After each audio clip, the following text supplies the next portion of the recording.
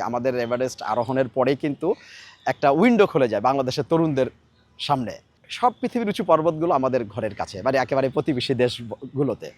তো আমরা কখনো চেষ্টাই করিনি, তাই না? যখন আমরা শুরু করলাম, চেষ্টা করলাম এবং আমরা এভারেস্ট আরোহণ করলাম, কিন্তু আমরাও যে পারি, আমি যদি চেষ্টা না করি তাহলে আমি কীভাবে বুঝবো যে আমি পারবো কি পারবো না? তো আমরা চেষ্টা করেছি এবং আমরা পেরেছি। একসময় আমাদের পাহাড়ে কেউ যায়, এখন আমাদের পাহাড়ে শত শত ছেলেমেয়েরা যাচ্ছে। তারপরে একটু যারা একটু ইফোর্ট করতে পারে তারা নেপাল বা ইন্ডিয়ায় চলে যাচ্ছে, হিমালয়ের কোনো উচ্চতায়।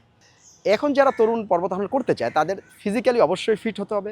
খাওয়া দাওয়া কী খাবো, সব খাবারই কিন্তু আমার শরীরের জন্য উপকারী না। কী খাবো সেটা মানে কনসাসলি খাবার মানে সিলেক্ট করেছি কী খাবো।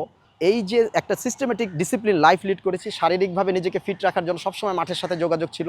আপনি বরফে কীভাবে হাঁটবেন সেটা কিন্তু বরফে যেতে হবে, যেহেতু আমাদের বরফ নেই এবং ওই উচ্চতাও নেই।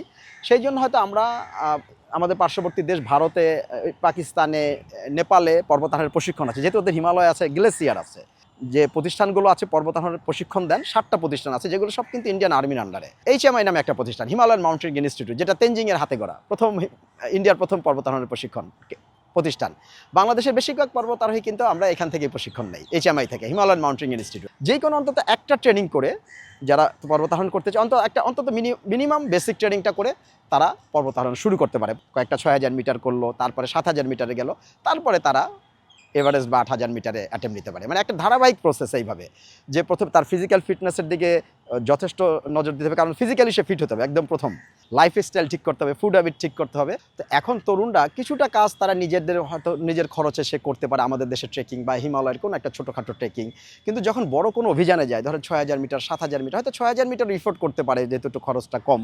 কিন্তু 8000 মিটারের কোনো পর্বতে বা 7000 মিটারের পর্বতে গেলে খরচটা অনেক বেশি, কারণ সবাই ব্যক্তিগতভাবে ওইটা কিন্তু ইফোর্ট করতে পারে না। আমি যদি বলেন, আমি কিন্তু প্রত্যেকটা অভিযানেই কোনো না কোনো স্পন্সরের মাধ্যমে করেছি, আমি যে এতগুলো অভিযান করেছি, কারণ এটা অনেক ব্যয়বহুল একটা ব্যাপার।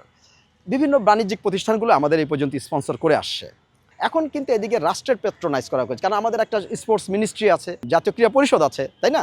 তো আমি মনে করি আমাদের অলিম্পিক অ্যাসোসিয়েশন আছে, পর্বতারোহণকে সেটার মাধ্যমে, সেটার আন্ডারে নিয়ে, সেই স্পোর্টস মিনিস্ট্রি আন্ডারে নিয়ে।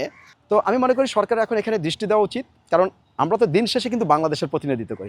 শাকিল কিন্তু দিন শেষে মৃত্যু ঝুঁকি নিয়ে বাংলাদেশের পতাকাটি কিন্তু পৃথিবীর টপ অফ দ্য ওয়ার্ল্ড এভারেস্টের শীর্ষ এখানে তুলে ধরেছে, এবং বাংলাদেশকে অন্যান্য পৃথিবীর বিশ্বের মানুষরা আজকে কিন্তু পর্বতারোহী জাতি হিসাবে চিনছে, কারণ একসময় কিন্তু এভাবে চিন্তা। আজকে আমরা যখন যাচ্ছি, আরে বাংলাদেশের মানুষ বারবার এভারেস্টে উঠতেছে, পৃথিবীর 8000 মিটারের পর্বতে আসতেছে, তাহলে আমাদের একটা অন্যভাবে কিন্তু ব্র্যান্ডিং হচ্ছে। কাজে এখানে আমি মনে করি এখন সরকারের দৃষ্টি দেওয়া উচিত।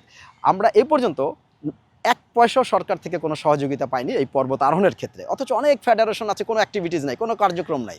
তা আমি মনে করি সরকারের দিকে দৃষ্টি দেওয়া উচিত, যারা অন্তত এভারেস্টে যেতে চায় বা 8000 মিটারের কোনো অভিযানে যেতে চায়, সেখানে তাদেরকে প্যাট্রোনাইজ করা, এবং আরও বাণিজ্যিক প্রতিষ্ঠানের তারা যেন এগিয়ে আসে, এবং তাহলে আমাদের আরও অনেক বেশি আমরা এভারেস্ট বিজয়ী পাবো, পর্বতারোহী পাবো, এবং এটা আমাদের দেশ ও জাতির জন্য আমি মনে করি বাংলাদেশটা একটা পজিটিভ দিকে নিয়ে যাবে এই ব্যাপারটা।